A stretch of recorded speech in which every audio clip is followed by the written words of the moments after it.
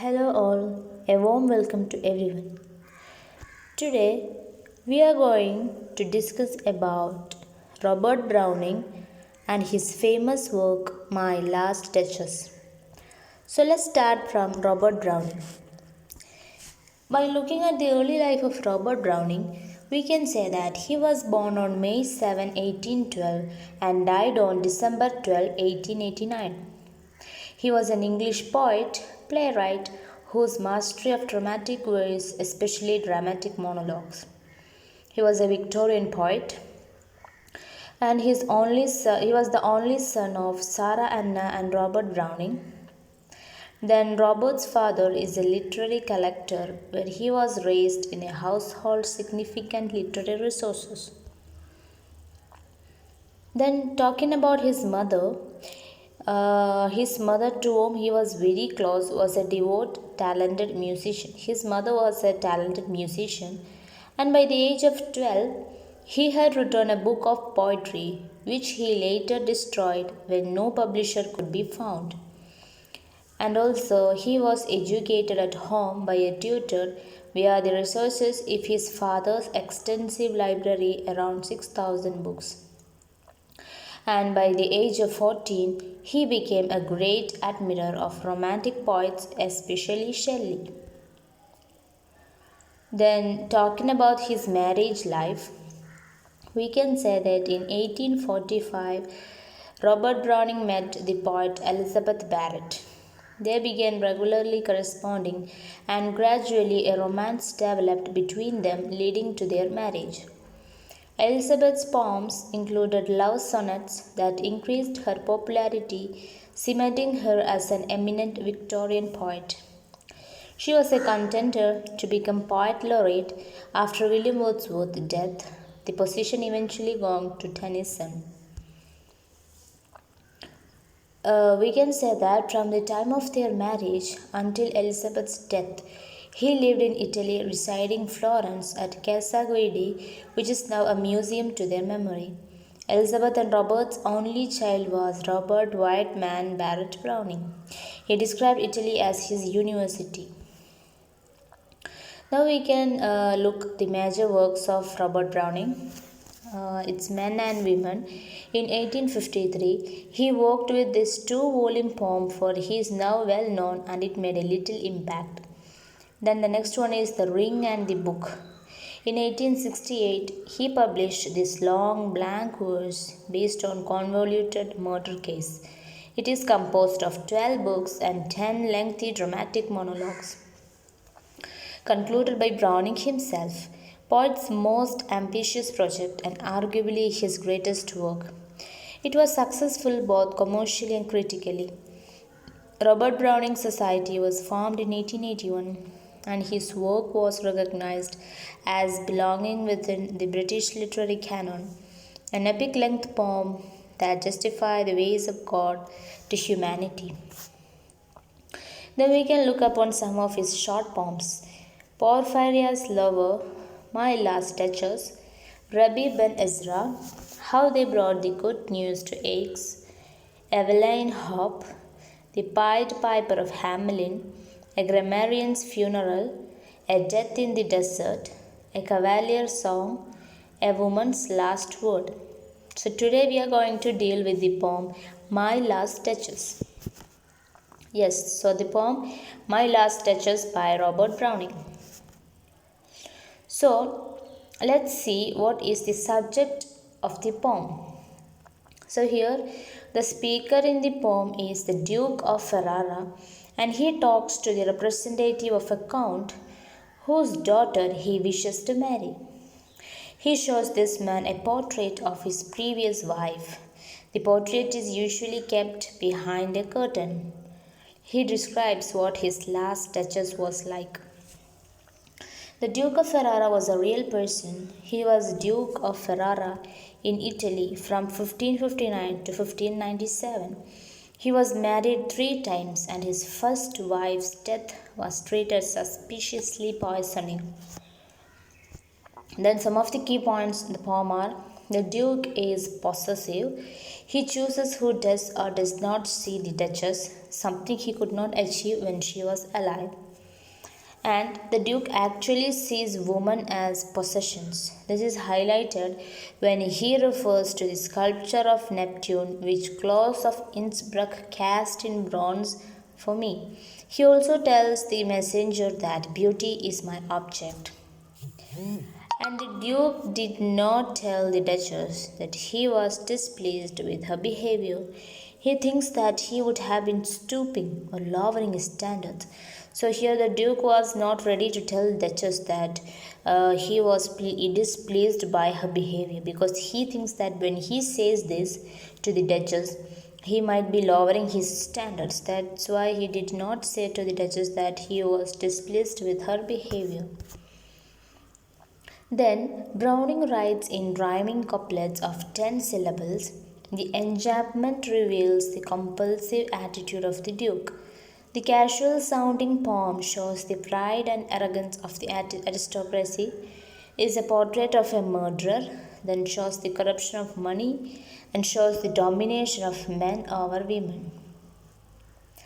Now we can analyze My Last Duchess. So it's a short analysis of My Last Duchess.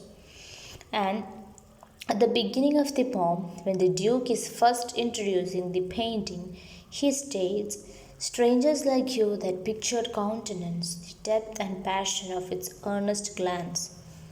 Then, by the Duke referring to the painting as it is implied that the Duke has developed more of a relationship with the painting than the woman this painting represents. So here we can say that the Duke has developed a relationship with the painting of the Duchess more than the woman itself. He has developed a relationship with the painting. Then later in the poem, the Duke describes his wife's imperfections. Then after that we can see that the Duke is describing about his wife's imperfections in the poem. A hurt, how shall I say, too soon made glad, too easily impressed. She liked whatever she looked on, and her looks went everywhere. So from this we can understand that the Duke blames her for not seeing any difference between being the wife of a great man or any other simple pleasure. He believes she gave all men the kind of respect that only a man with his family's rank deserves.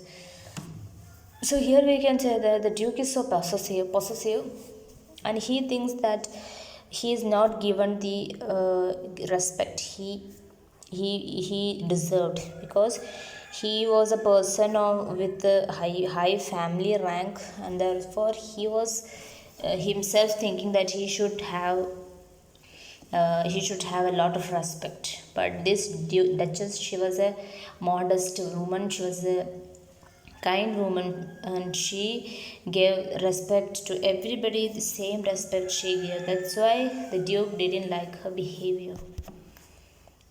Near the end of the poem, the Duke implies the Duchess' death. Oh, sir, she smiled, no doubt, whenever I passed her, but who passed without much the same smile? This grew, I gave commands, then all smiles stopped together. So here we can see that when the smiles stopped, the audience can assume that either the Duke restricted the Duchess's behavior in a way that dampened her life, or he may have ordered her assassination. It says that she might have been killed. Now let's move on to the poem, My Last Duchess. That's my last Duchess painted on the wall. So here my indicates that the Duke is very possessive. And we can say that this poem is a dramatic monologue. Now let's move on to the next line. Looking as if she were alive, I call that piece a wonder. Now, Fra Pandolf's hands worked busily a day, and there she stands. Will't pleasure you to sit and look at her? I said, Fra Pandolf by design, for never read strangers like you that pictured countenance. So here we can see that painting was done by Fra Pandolf, and it's just an imaginary artist, and that's it. Then, strangers like you, that pictured countenance, the depth and passion of its earnest glance. But to myself they turned, since none puts by the curtain I have drawn for you, but I. So here we can say that this Duke likes beautiful things, and from these lines we understood that. Okay, yes, next line. And seemed as they would ask me if they durst how such a glance came there, so not the first are you to turn and ask thus. Sir, 'twas not her husband's presence only called that spot of joy into the Duchess' cheek, perhaps. Now we can say that from these lines, there is a reason for drawing the curtain. It's so the person can see his prized possession. Okay. Now let's move on to the next lines. Fra Pandolf chanced to say, her mantle laps over my lady's wrist too much, or paint must never hope to reproduce the faint half flush that dies along her throat. Such stuff was courtesy, she thought, and cause enough for calling up that spot of joy. So here we can say that the lines indicate the character of Duchess.